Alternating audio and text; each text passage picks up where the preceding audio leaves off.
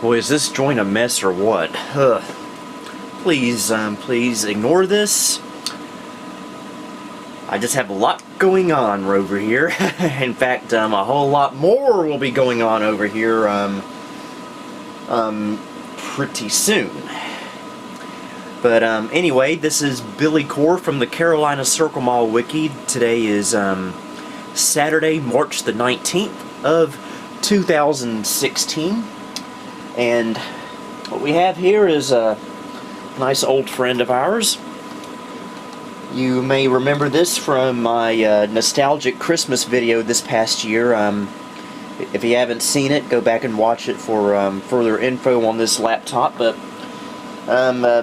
basic synopsis of it is this is a Dell Inspiron 2650 from 2002.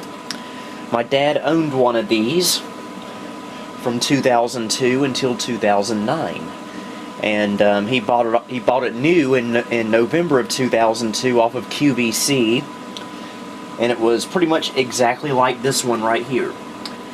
And he still claims it's one of the best computers he's ever owned, and I can certainly understand that. Never gave him a bit of trouble. Ran like a charm through the many years he used it. In fact, he used it as a desktop replacement. It never really left the desk. He had a mouse hooked up to it, a printer hooked up to it. He had a USB TV tuner card hooked up to it, as well as a USB Sound Blaster Live X2G sound card that had 5-to-1 surround sound creative speakers hooked up to it. And he still uses those speakers, by the way, but not the sound card. I do have that sound card somewhere. I just don't feel like fooling with that right now. And he got rid of it in 2009, and about 6 months ago I purchased on eBay a identical system to what he had back then. This is pretty much the exact same thing. It's got 512 megabytes of RAM, which it for some reason tops off at. You can't go further than that, even though the Dell Latitude C640 from the similar era, which used a little bit older hardware, could go up to 1 gigabyte of memory. Not quite sure what's up with that, but then again, this is the consumer line, not the business line. Had a my dad's had a 30 gigabyte hard drive, which this currently has in it as well, which is going to be the subject of this video, kind of. And a DVD ROM/CDRW combo drive with a missing faceplate because of my stupidity and my clumsiness. And so yeah, as a matter of fact, the desk that this is on right now is the desk that my dad bought for his original Inspiron 2650 in either very late 2002 or sometime in the early part of 2003. He gave this desk to me about a year and a half ago, and I currently use it for random secondary workbench kind of crap. So it's nice to have the 2650 on its old home. Anyway, what we're going to be doing in this video is I had to take its 80 gigabyte hard drive out of here because I need to use that hard drive in a different machine that I'm going to be doing a rather special project with, so I needed to downgrade this hard drive to 30 gigabytes, which is no big deal for what I'm going to be using this for. So what we're going to be doing tonight is we are going to reinstall a fresh copy of Microsoft's Windows XP Home Edition, the Dell OEM branded edition. So let's go ahead and fire it up. It's been a few months since I last turned it on, so hopefully it should still work, and it does. Trying to remember the okay,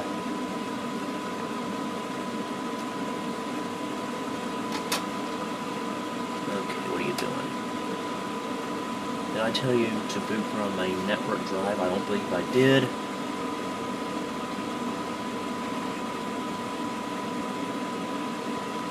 Okay, I did have Windows 2000 running on this hard drive, but we're going to be replacing that with Windows XP. This laptop can, by the way, take Windows 2000 just fine. It runs beautifully on here, actually. But for the sake of originality and the fact that the Inspiron 2650 was our family's first computer to run Windows XP, this is getting Windows XP. I just want to check the boot order. Okay, looks like all I have to do is just plop the CD in, find the eject button on this faceplateless disk drive. By the way, this is a tri-spindle machine, meaning that the computer contains both not both, but it includes a hard drive, CD-ROM drive, and a floppy drive all in one unit. You don't have to swap drives around or anything. But that's one of the advantages of having a consumer-oriented laptop from back in the day. They usually did a tri-spindle design. Okay, exit discarding changes. Hopefully it'll boot from the CD first. Yes, it will.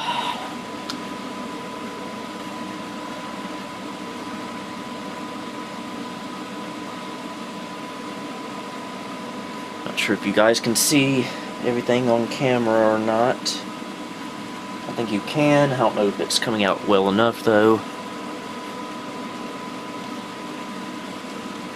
Actually, I think I better keep it right here because I have this camera on a charger right now, and there's absolutely no slack on the cord right now, so if I move it any further we could risk a disaster.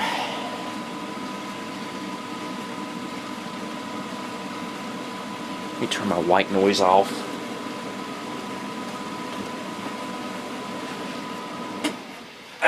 That's better. My entire life, I have never, ever been able to sleep with, in complete silence. My mom's the same way, my dad's the same way, it's a family thing. I just cannot sleep in complete silence. I gotta have some kind of white noise going, like a fan, in order for me to fall asleep. But that's not the subject of this video. If I was to make a video about my sleeping habits, that would probably be quite boring. Actually, I got some external speakers hooked up to this, might as well turn them on. Good old Altec Lensing 2-to-1 speakers, complete with subwoofer. My dad bought these speakers new back in the early 2000s at CompUSA. Not bad speakers either. Okay, it's about done loading the files. I usually install Windows XP from flash drives nowadays, so I'm not used to it taking so long from loading from a CD. The reason I'm doing it from a CD is because I don't have this particular Dell CD on a flash drive. And plus, this is only a USB 1.1 based laptop, so it would probably take a good while to get that going. Okay, standard drill here for installing Windows XP. Yes, we want to set up now. Probably going to ask us about the license agreement in a moment. I agree. I totally read all of that. I'm a very fast reader, trust me.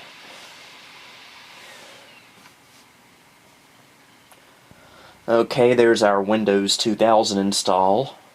We can tell that bye-bye. And we're going to create a brand spanking new NTFS partition, because running Windows XP or pretty much any NT-based version of Windows on FAT32, just don't do it.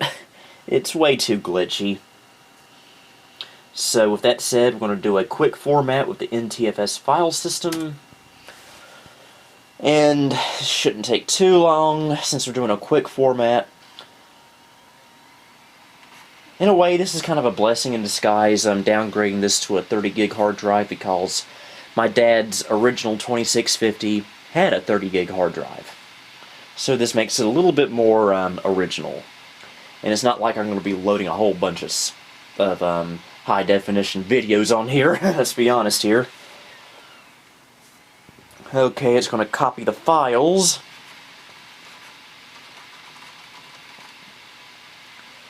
And I believe this is a good time for me to pause the video. So we will be back once it hits the GUI setup. Okay, we're at 99% now. Alright, please wait while setup initializes your Windows XP configuration.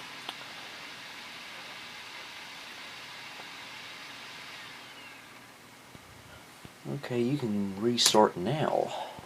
Don't you wait. When I bought this 2650, this particular model, this past fall, one of the things I had planned on doing with it is a Windows 98/Windows XP dual boot. And I touched on this in my previous video about this system. When I installed Windows 98 on here, it was not a pleasant sight, because I was expecting it to install just as it would on my Dell Dimension 2350 and not have any hardware problems at all. And I figured, you know, since this laptop is just a little bit older than the 2350, there really shouldn't be that big an issue.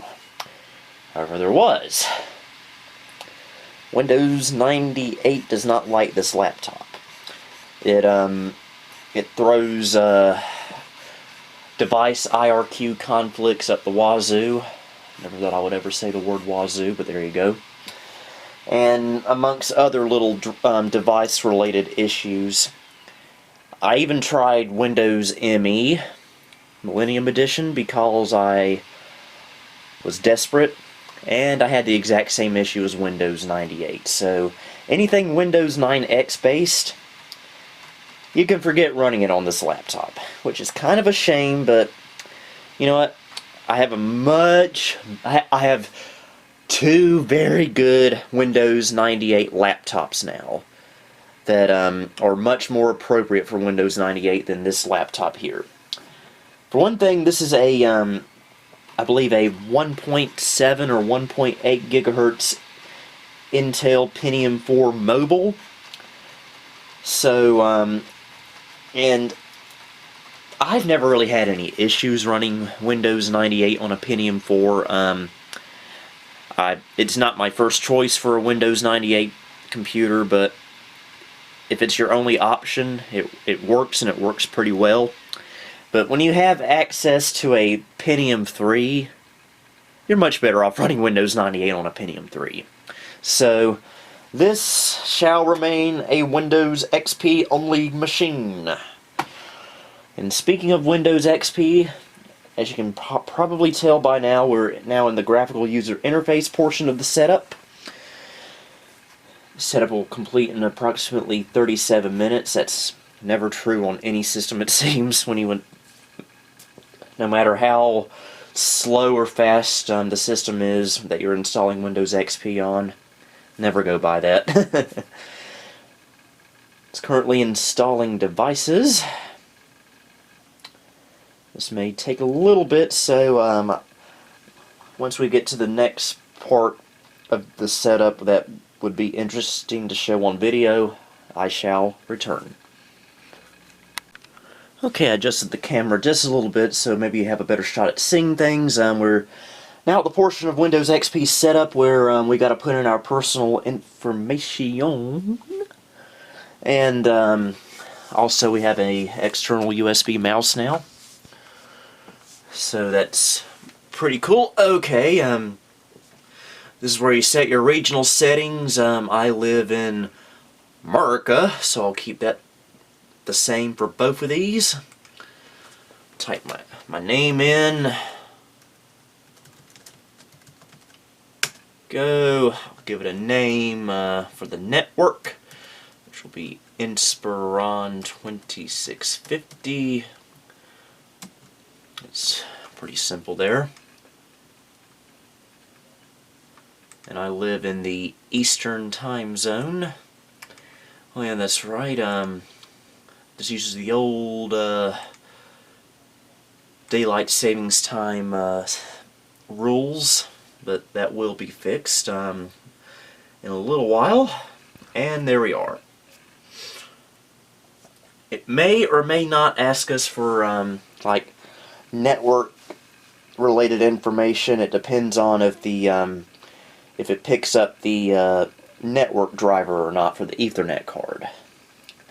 If it does not, it will just skip that and continue with the installation as scheduled. So we may or may not see that in a moment. If it does, I will come back. If not, I will see you at the out-of-box experience. Okay, it must have picked up the Ethernet driver. It's going to ask us a couple of questions here regarding networking. I'm not going to be doing anything fancy schmancy with this, so typical settings should suffice. I'll go ahead and click next, and that's all it needs. So we shall resume once we arrive in the out-of-box experience on the other end of setup.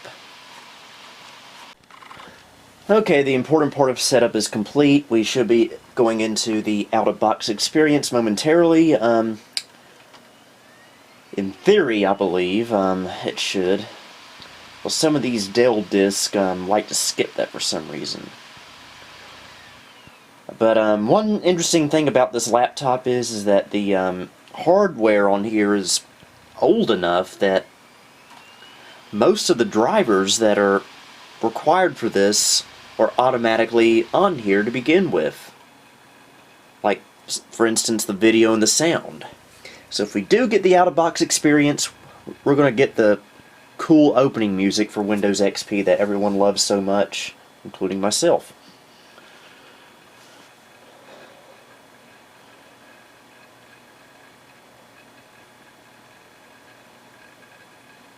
I know when I restored on my Dell Dimension 2350 back in the day, it would not do the out-of-box experience. Can't remember how it works on the Inspiron 2650. But we're about to find out.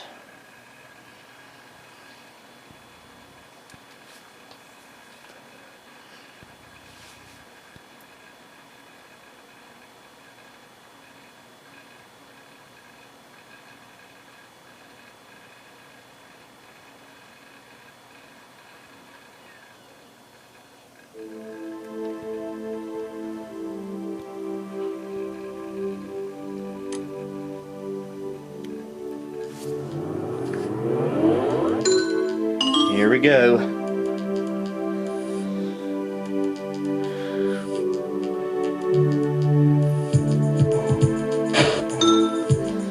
Remember that little question mark there that would make those cute little noises?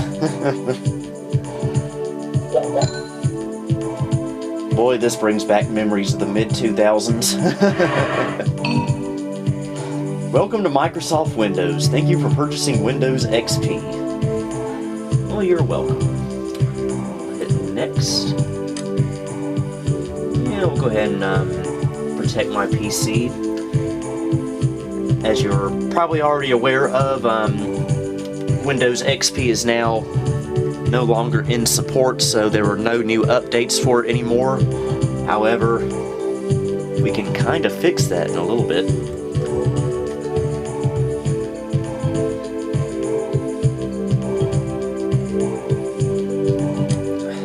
I like to keep this going as long as I can just for the music. Okay, you know what? We can just skip this internet crap. No, I do not want to register with Microsoft.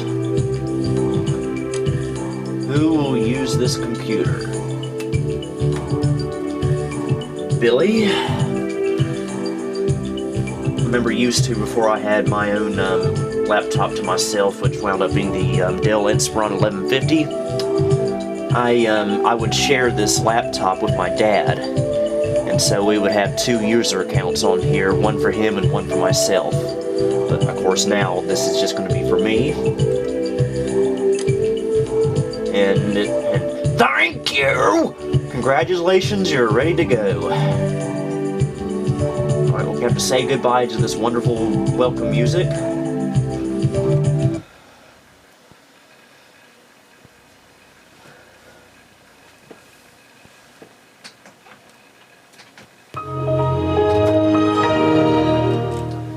Wondering what I'm doing? I'm looking for my flash drive.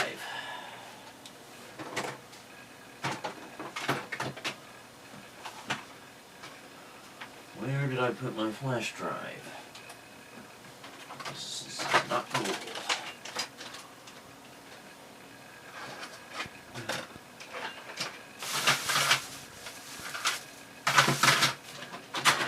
I'm seeing several flash drives over here, except for the one that I need right now. That has other miscellaneous drivers and goodies intended for this particular system, but it's seems to have gone missing because I am an unorganized, hopeless slob. If I had more patience, I'd probably find it, and here it is, hiding under a CD sleeve thing. Okay. Let's check out what we got going on here. This is Microsoft Windows XP Home Edition, Service Pack 2. Originally, the Inspiron 2650, my dad's that is, came with Windows XP RTM, despite Service Pack 1 already being out when he bought it. But he immediately upgraded it to Service Pack 1, though. And reason it's Service Pack 2 instead of RTM, or Service Pack 1 for that matter, is because the CD we used has Service Pack 2 slipstreamed on here. It's a little bit newer than this system, but it still works just fine. But what I want to look at, by the way, it's a 1.7 gigahertz Pentium 4 mobile. What I want to look at is Device Manager and see what drivers we need to install. Okay, most people, namely Jay Wakefield, will recommend that even though Windows automatically picks up your drivers, you're better off installing the ones that the OEM provides. But I'm kind of lazy, so we're just going to stick with what we already have on here. But we do need to install the dial-up modem driver. Now, I never ever use dial-up internet or any kind of dial-up networking for that matter anymore, but it's nice to have the driver installed so it looks less broken. So we'll plug in my flash drive there. The device can perform faster, but that's because this laptop lacks USB 2 ports. And to make this even more a slap in the face, the flash drive I'm using is a USB 3 flash drive. Imagine running having a USB 3 port on a old 2002 Pentium 4 base system. Okay, why are you not letting me hit start? Oh, of course. Okay, we're gonna go to the flash drive, go to drivers, see Inspiron 2650, and what we want is, well actually we want a couple of things actually, I just realized. We want the modem.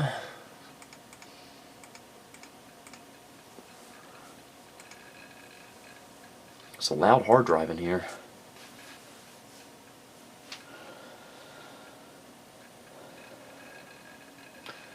And I've got to get up early tomorrow for church, because tomorrow is Palm Sunday, which means I've got to get up a little bit extra early than I usually do for church. So I really shouldn't be up doing this at this time of night. Yes, I realize 9 p.m. is still kind of early for most people, but not for me. Well, at least in this type of situation. Okay, modem is installed now. We need to install the touchpad driver. I believe it's just your standard issue Synaptics touchpad driver from back in the day. And I was right about that.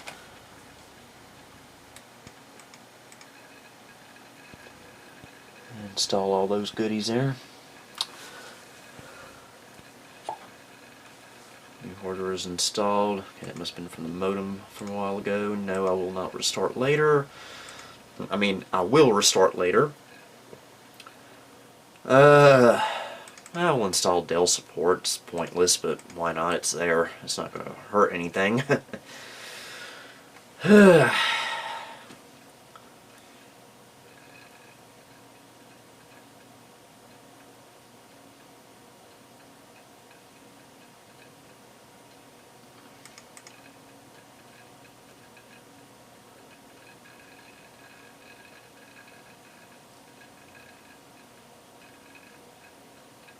Okay, accept, core, install.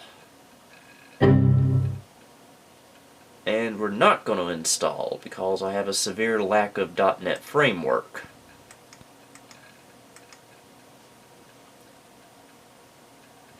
Fun. But we can install the Access Direct software. If you don't know what Access Direct is, on older Dell laptops from the Pentium 3 and early to mid Pentium 4 era, this was on both consumer Inspirons and business Latitudes. I don't know if you can see it or not, but there was a little button right here called the Access Direct button, which really isn't all that special, but what it does is if you press the button, it will open a program that you have specified to tell it to open, like your internet browser, Microsoft Word, that kind of stuff. Okay, so we'll get that going here.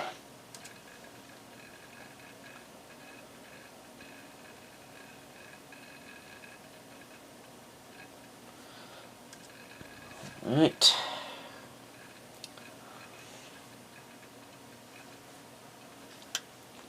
Show Access Direct icon on taskbar. Go ahead. Finish. And anything else we gotta take care of here?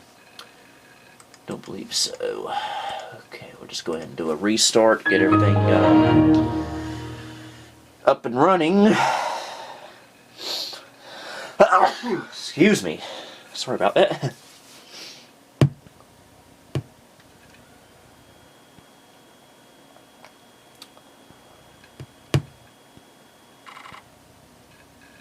The next thing I intend on doing on here may be considered controversial by a lot of people. But you know what? I'm going to be doing it anyway. Because I do this on all of my Windows XP computers. And a lot of other people do as well.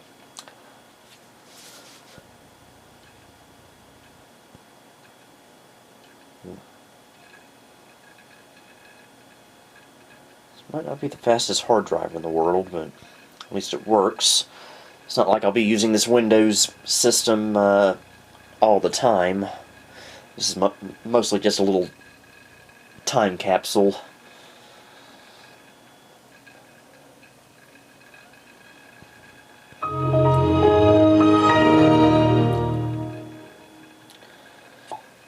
Okay, I do not want to take a tour of Windows XP.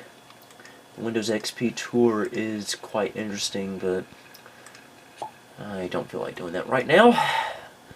got more important things to do, like turning on the address bar in Windows Explorer. There we go. And I want to map a network drive while I'm here. We'll go with F, and I'm wanting to network the storage drive on my main computer. Actually, we won't, because I forgot that since we're using Windows XP Home Edition, it's set to default to the MS Home work group. So we need to fix that. Let's see. Been a while since I've done this. Okay. The work group is not MS Home. It is just simply work group.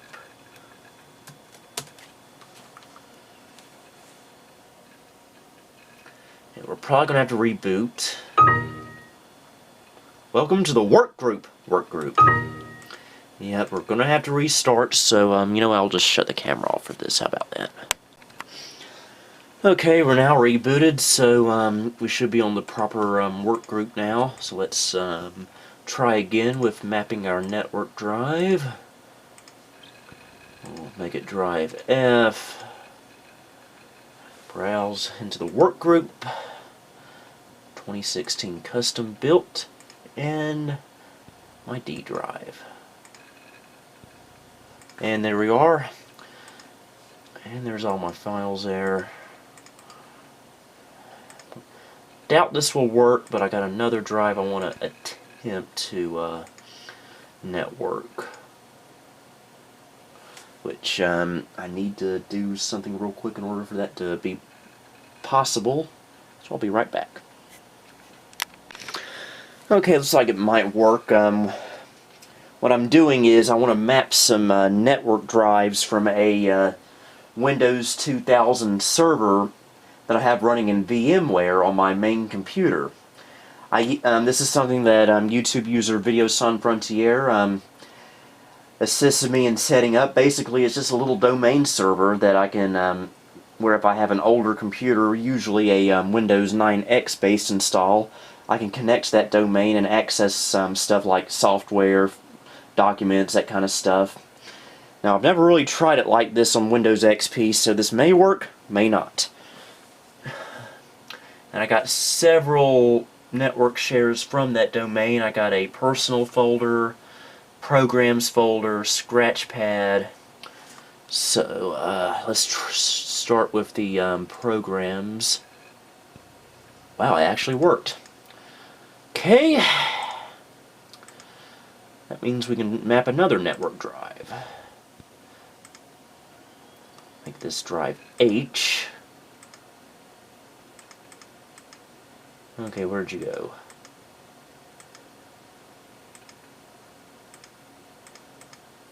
Why did you disappear on me?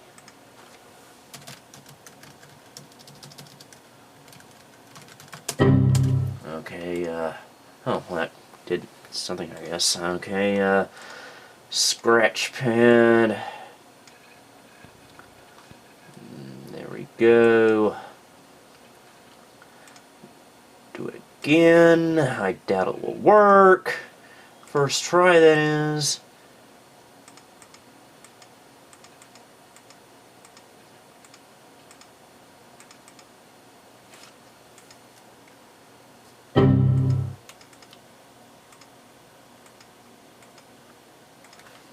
Okay, we gotta force an error apparently.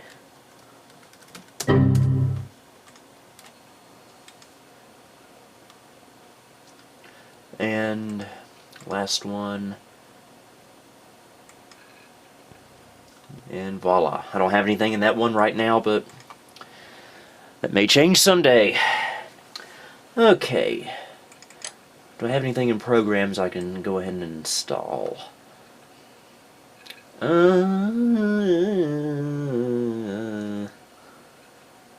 Not just yet. So, I think what I want to install next is on my flash drive in a different folder. Ah, yes. This is the controversial program I'm going to be installing on here. This is a little something called the Unofficial Service Pack 4 for Windows XP. Basically, it's a cumulative update that someone made that has all of the, or most of the, updates for Windows XP up until the time Windows XP lost support about 2 years ago. And it also includes a registry hack that allows you to get the, what is it, the, I do this a lot, don't I? It allows you to get the updates for Windows Embedded POS Ready 2009, which is basically the same as Windows XP. And that's supported until 2019, so we've got about another 3 years of updates for that. And it gives you a few other little enhancements and goodies as well. So we're going to go ahead and install that. This will also give us all the stuff from XP's Service Pack 3 as well.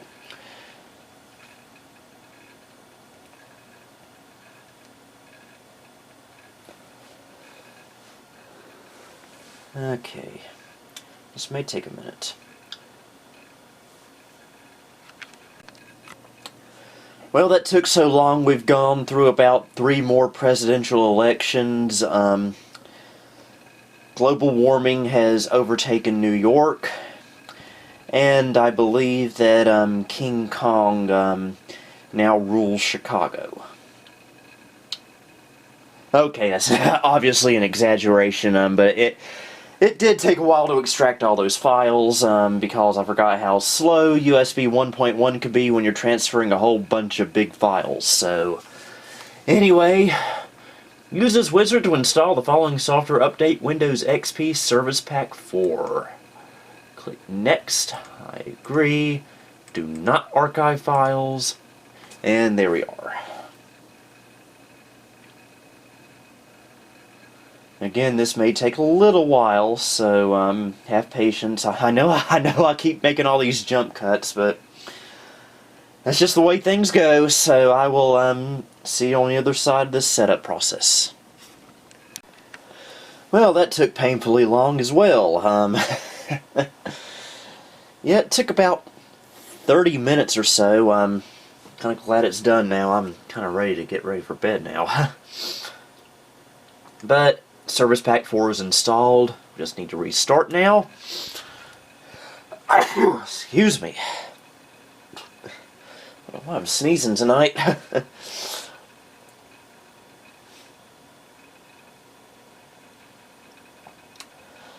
But you got to keep in mind this is an old laptop.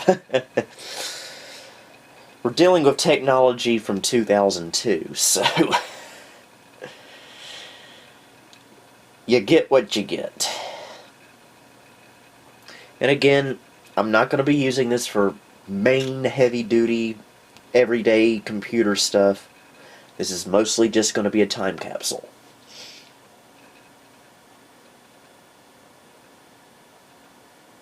So are you going to restart or?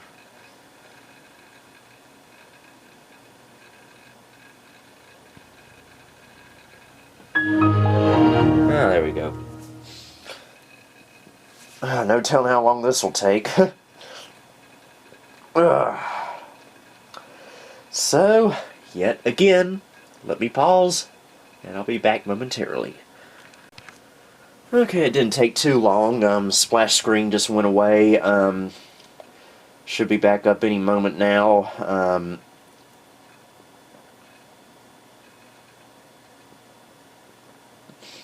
Keep in mind, it did go from Service Pack 2 all the way to the Unofficial Service Pack 4, so this was quite a jump for this install of XP. And it has to be said, I like Windows XP. After all these years, it may be 14 and a half years old, but it still feels like new to me. It's timeless. I just can't describe it. It's just not old to me, I guess. That's, I guess, the gist of it. I mean, yes, obviously I still I've now moved on to more modern operating systems for my main computers, like Windows 7 and Windows 10. Those are the two operating systems I use nowadays. But Windows XP is still fun to mess with. It's just a good operating system.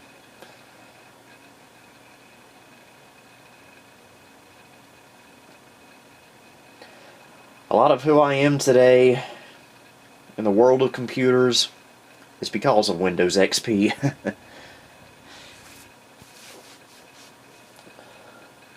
Okay, we're getting there. Welcome.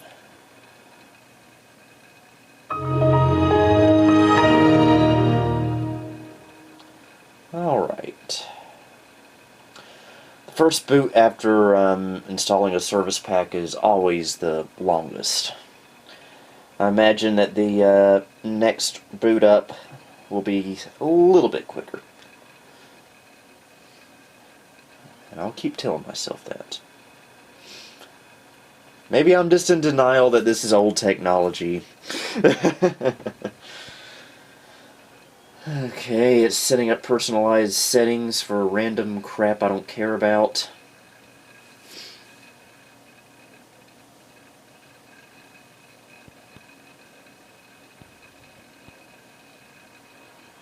Okay, I'm going to do a few more little minor adjustments on a few things. And then we'll probably call this a night and a video. And it fixed the time there. It now has the new daylight savings time rules that went into effect back in 2007. Because that's what the world really needed, was more daylight savings time. Makes sense to me. Okay, and we'll go into System Properties. And it says Service Pack 3. Officially it is Service Pack 3, but this is still the unofficial Service Pack 4.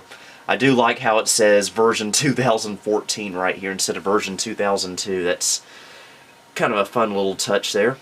Quick look at the device manager, just want to make sure everything's accounted for. And